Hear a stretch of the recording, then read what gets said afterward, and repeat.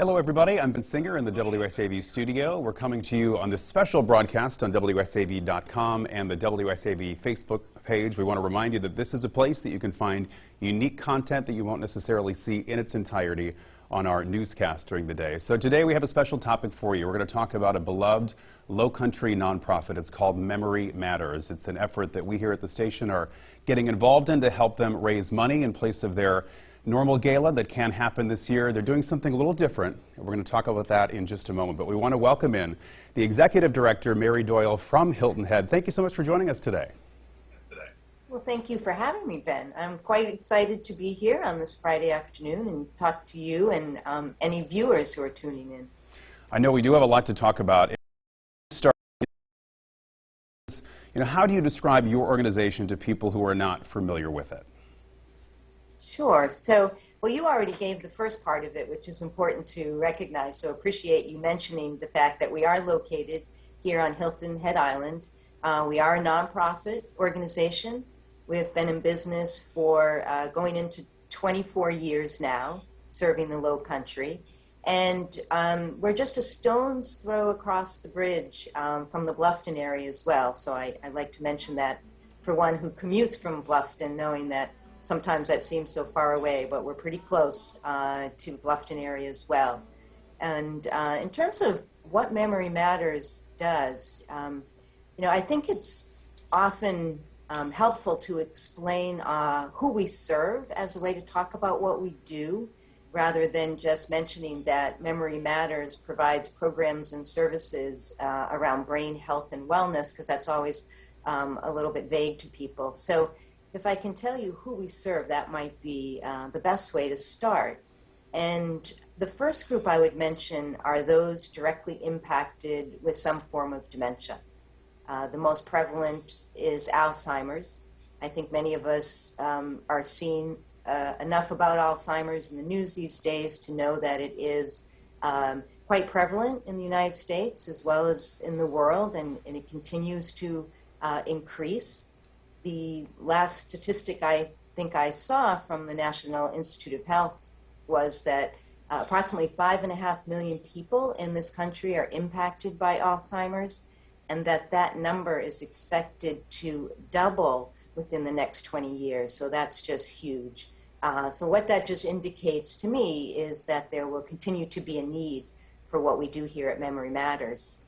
So for individuals that do have a diagnosis, some form of dementia, and there are many different forms of dementia, we have programs and services that are now being offered in person, as well as a result of the pandemic for the last year. We've been providing these services via Zoom, just like we're doing here this afternoon. And those programs are very specifically designed based on the evidence that we know that those with dementia can live a very active, stimulating life. There's no reason for people to feel or stay isolated with this disease. We know that there's a progression to it. So many of those that we see here at Memory Matters are truly living a happy, engaged life, and that's what we try to provide here in the way of classes where people come here and enjoy exercise, enjoy brain-stimulating activities, music and art. And at the same time, what's also happening, which is another group of people that we serve, is that the caregivers are also getting a little bit of respite. So if you can imagine, caregivers' lives are changed dramatically when a spouse or a parent is diagnosed with dementia. Their life is changed quite dramatically, and they're in a 24/7 caretaker role. So if you can imagine those challenges, and perhaps life with their spouses, they once knew it, having simple conversations may disappear. Social life as they knew it may disappear. That opportunity just to go out and have dinner with your spouse that we all enjoy, that we may take for granted, or even getting together with friends and family, those caregivers may start avoiding that. So in addition to providing programs and services for those directly impacted, we provide quite a array of services for caregivers. Everything from support groups to one-on-one counseling, both which are being offered virtually right now. And we also just started a 6-week educational class for caregivers called the Savvy Caregiver, which actually offers tips and techniques on what to expect when living with somebody who has been recently diagnosed with dementia or Alzheimer's. So Mary, how many folks are you able to serve at any one given time, or could you tell us how many folks you've served over the life of your organization?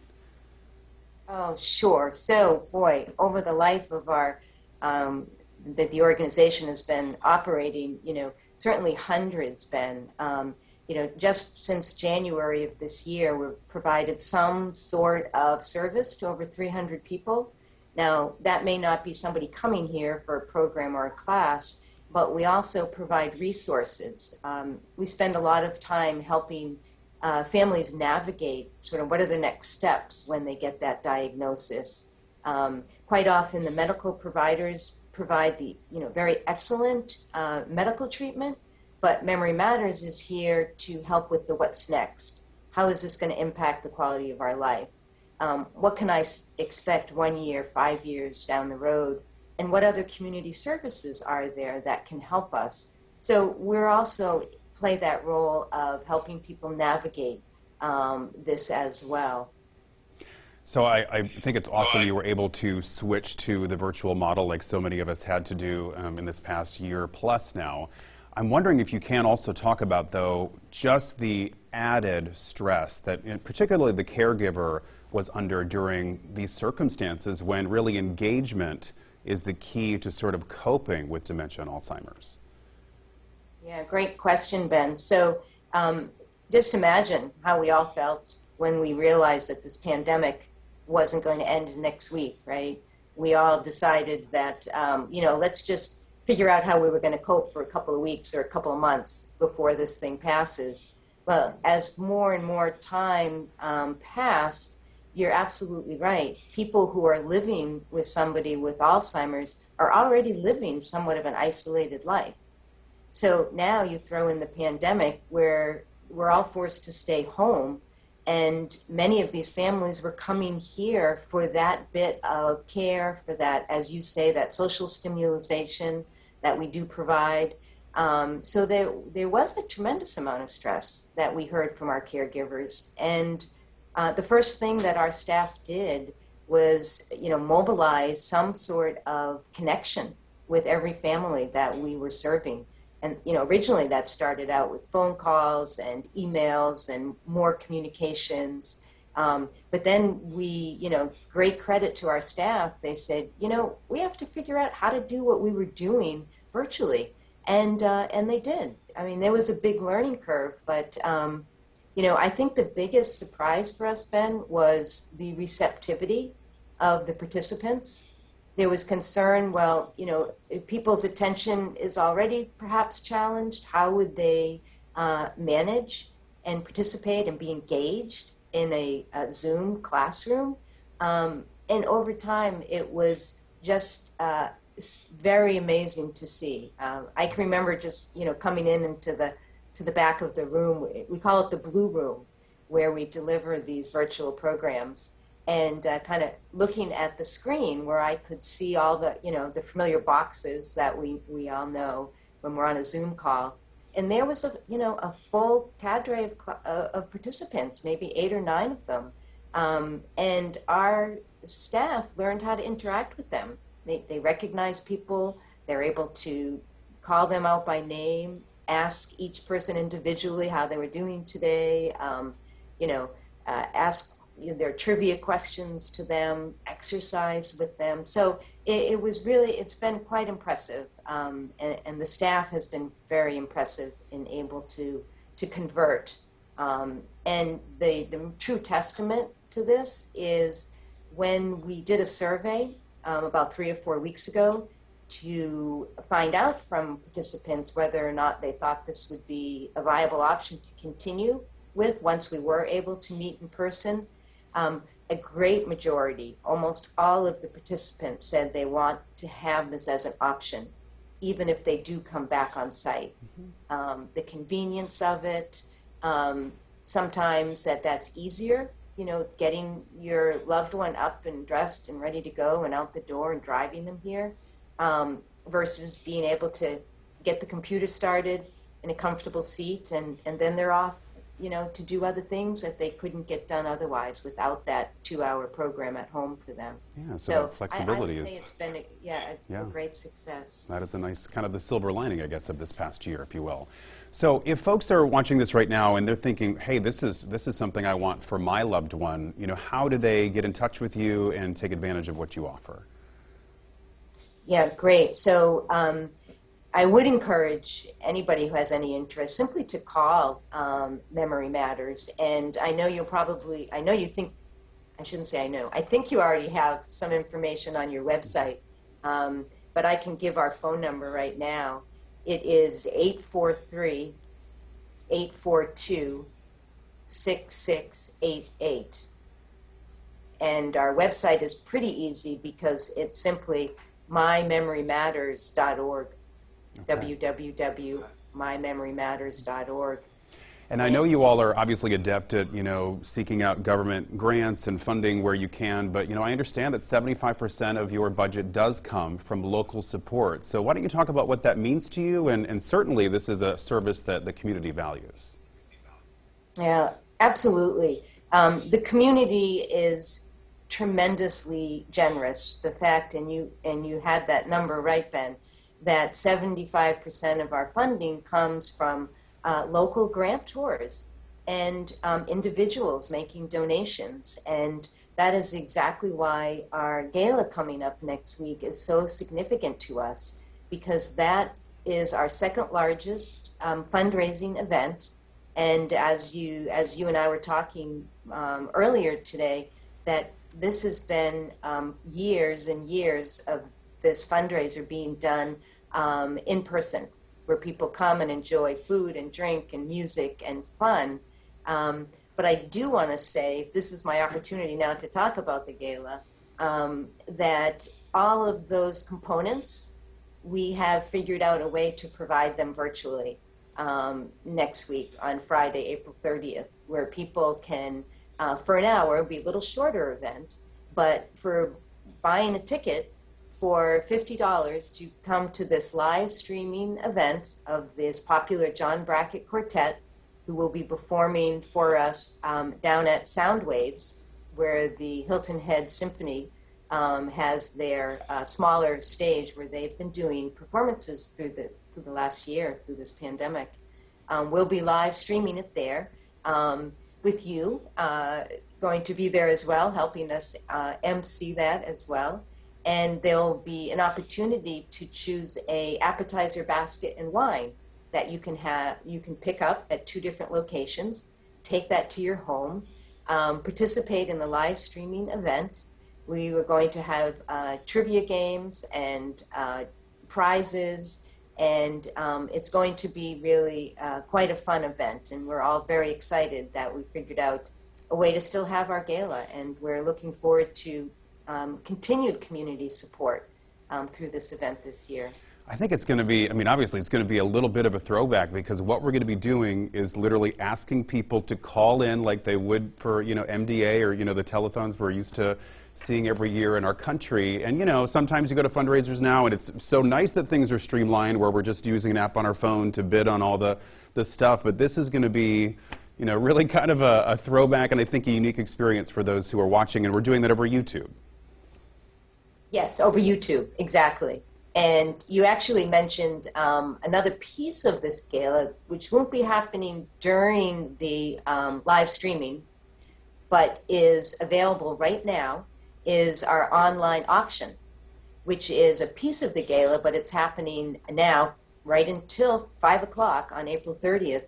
People can click on the auction through our website, and I believe that you also said that we're going to be able to view them on your website, but over 90 items. I mean, jewelry and art and trips to Nashville and trips to the Greenbrier Resort, and boat rides right here in the local low country. There's just all kinds of things to bid on. And so many of these items have been donated by local residents in order to help us out. Yeah, we're going to see if our web executive producer, Molly, is also on the Zoom with us. Sometimes Zoom is clunky, so Molly, if you can share your screen and pull up some of those items, we can maybe mention them. If that doesn't happen, we're definitely going to put the links right here. Now, this is the page for the auction. There we go. There it says right there, April 17th at 5 p.m. That's when it started, through April 30th at 5 p.m. So if we're able to scroll, once you get to this website, folks, you'll be able to kind of just click on the things that interest you, and there are so many. I mean, Hilton Head Island, you can always count on them for a really fantastic live auction if we get back to that point, but also some of these silent auction items are just stunning. And you know, my wife and I, like we say, we always like to win. You know, I'm using air quotes, you can't see that. we love to win at these auctions because typically, you know, you do get a deal. And people are so generous. You're having some, you know, experiences that you might not be able to afford, you know, otherwise. So that's really kind of one of the silver linings too. Yes, absolutely. And I just noticed there on the bottom one of our board members who also happens to be a chef, and that is one definitely worth bidding on, for her to prepare gourmet meals for you to have at your home. That's one that I think there's going to be a lot of last-minute bids, so I'd get in there for that one. And there's the Greenbrier right there. That is a stunning piece of property up in West Virginia, in the foothills there. Oh my gosh, some lucky person is going to really have a ball on that trip. That is very, very nice. Okay, so we're also putting the link to register. So our deadline for registering for the live event is going to be on Monday. Is that correct? That is correct. Well, let me just qualify that. If you want to order or have the appetizers and wine basket selection as part of your ticket, the cost will be the same. But if you want to have the basket, we need to have your order by Monday. But if that's not something that you want, you just want to come anytime between now and next Friday, you can still register to come. Well, I think what's cool about the live event too, Mary, is that you all took pains to make sure that everyone who's going to be in the physical space that night will be vaccinated. So to those of you watching on YouTube at home, that's going to be sort of it'll look closer to normal than we've looked at a long time, because per CDC guidelines, when everyone is vaccinated, you don't have to do the masks indoors. You don't have to do the distancing. So I really feel like it's, at least visually, even though people can't be there, it's going to be a step in the right direction at that point. Yeah, absolutely. I'm glad you mentioned that, Ben, because we at Memory Matters have been following every single protocol for the last year that have been designed to keep all of our staff safe. And the fact that we just started 3-4 weeks ago now, bringing small groups of clients back into our space, we had to ensure that not only all of us, all of the staff are vaccinated, but anyone that wants to participate in an in-person program, one of the requirements is that they be vaccinated as well. And how has your staff been doing through all this time? Certainly, the workflow is different. Sometimes it was more work. Maybe for folks who had a long commute, maybe it's less work if they're able to do what they were doing from their home. But have they been coping okay? Yeah, the one word that comes to mind is resiliency. The staff has been just tremendously not only resilient but committed. We were just looking at our goals for the next quarter last Monday, and we paused for a moment just to look at everything that has been accomplished in this last year. And there were so many words around new and expanded and added. So that has been the theme for us this past year. And the staff has really been very motivated by that. I think they're all very excited to learn new strategies, new techniques, really new ways just to stay connected for people who need us so much. Well, thank you so much for sharing all that with us tonight. We hope that those out there watching will consider buying a ticket, and you will find all the information right here in this post on WSAV.com, or if you're watching on the Facebook page as well. So, Mary, thank you so much. Thank you, Ben. It was a pleasure. All right, everybody, we hope to see you next Friday night from Hilton Head.